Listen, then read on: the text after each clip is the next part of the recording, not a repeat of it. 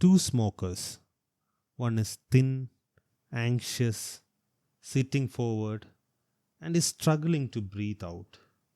Another has chronic cough, lots of sputum, is bloated, and is almost comfortable. Same cause, smoking, but different diseases. Let's break this down. I'm Nabeel, and this is Pathocyte. And today we are starting obstructive lung disease. Obstructive lung disease include chronic obstructive pulmonary disease or COPD, bronchial asthma, and bronchiectasis. But today we focus on COPD. COPD has two major components: emphysema and chronic bronchitis. Most patients actually have a mixture of both. Chronic obstructive pulmonary disease or COPD is persistent airflow limitation due to airway or alveolar damage caused by exposure to harmful particles, mainly smoking. COPD is heavily linked with smoking. Almost 50% of heavy smokers develop COPD, while almost 80% of COPD patients are smokers. Not all smokers get COPD, but most of the COPD patients are smokers. With that concept, let's move on to emphysema. Emphysema is irreversible enlargement of air spaces distal to terminal bronchiole along with destruction of alveolar wall. More space, less function. Imagine many small balloons fused together to form a large, useless balloon. That's what emphysema is. Imagine this is a normal terminal bronchiole and acinus. The most common type of emphysema is called centracinar emphysema. Here, the proximal part of the acini is involved. This is the most common type of emphysema in smokers, and this tends to occur at the upper lobes of the lung. Here, respiratory bronchioles are mainly involved. The next type is panacinar emphysema, where respiratory bronchiole, alveolar sac, alveoli, everything is equally affected. This is the prototype of emphysema in alpha-1 antitrypsin deficiency. This tends to occur towards the lower part of the lung. Distal acinar emphysema occurs at the distal part of the acini, mainly towards the pleural side. This occurs mostly in tall young men. The biggest problem with this type of emphysema is rupture of bullae and formation of pneumothorax.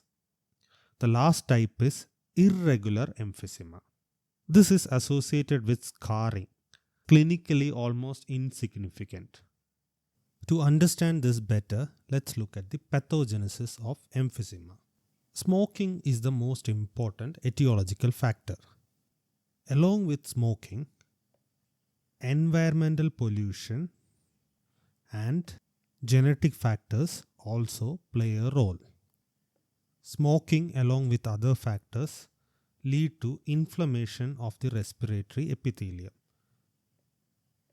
Macrophages and respiratory epithelial cells, along with neutrophils, produce many inflammatory mediators like leukotriene B4, interleukin 8, tumor necrosis factor, etc. Neutrophils also produce elastase, or basically a protease. This leads to destruction of alveolar wall. So protease is increased. Normally, alpha-1 antitrypsin, which is an antiprotease, helps reduce the activity of protease. If there is a deficiency of alpha-1 antitrypsin, the balance between protease and antiprotease shifts heavily towards the side of protease. This is what happens in alpha-1 antitrypsin deficiency, where antiprotease is deficient, so protease increases, which leads to increased destruction of alveolar walls. Smoking, along with other toxins and the inflammatory cells, create oxidative stress. All of these together cause alveolar wall damage. This eventually leads to emphysema. Alpha-1 antitrypsin deficiency is a genetic cause, and this leads to early onset pan-acinar emphysema, which becomes worse with smoking. Why airway obstruction happens in emphysema? Let's try to understand. Small airways are normally kept open because of elastic recoil. When alveolar walls are destroyed, this support is gone. Without this support, the small airways collapse during expiration. Obstruction in emphysema is a dynamic collapse, not a blockage. This brings us to the morphology of emphysema. As the lungs are hyperinflated and filled with air, a chest X-ray shows flattened diaphragm and tubular heart. As the hyperinflated lung covers the heart.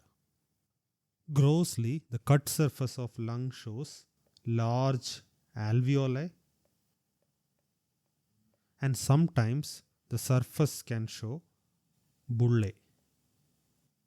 Now let's zoom into the microscopic features. As you can imagine, you will see large alveoli, wide pores of Kahn, and centracinar fibrosis. Here the septae are thin and many of the capillaries are lost. Reduced surface area, impaired gas exchange. So far, we have seen what is happening inside the lung. Now let's see how these patients look like in real life. Patients present with gradually worsening dyspnea, and they usually breathe with pursed lips, because when they breathe with pursed lips, it creates a back pressure which prevents the alveoli and small airways from collapsing, and this also reduces the air trapping. They have minimal cough, unlike chronic bronchitis. These patients are usually thin because of increased work of breathing. Chest is barrel shaped because of hyperinflated lungs. These patients are classically called pink puffers. Pink as they are relatively well oxygenated early in the disease. Puffers because of their pursed lip breathing. Now what about our blue blotter? Let's look at that in the next video. Think at the cell level.